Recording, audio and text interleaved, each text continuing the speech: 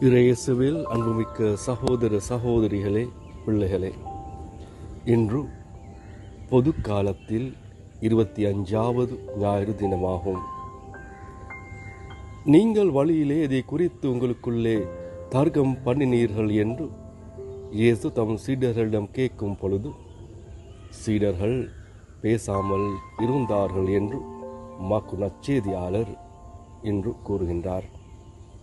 ஏனென்றால் அவர்கள் எவன் பெரியவர் என்று தர்க்கம் பண்ணினார்கள். அன்பார்ந்த சகோதர சகோதரிகளே, இந்த வேளையிலே இயேசு தம் சீடர்களுக்கு ஒரு சிறந்த பாடத்தை கற்றுத் தருகிறார். அதாவது, எவன் பெரியவனாக இருக்க வேண்டும் என்றால் அவன் எல்லாருக்கும் ஊழியனாக இருக்க வேண்டும்.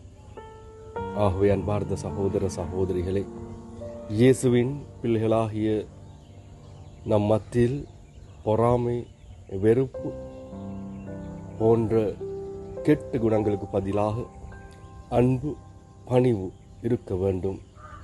அதே போல வாழ முயற்சி செய்ய வேண்டும். அதற்காக நாங்கள் தொடர்ந்து மன்றாடுவோம். ஆமென்.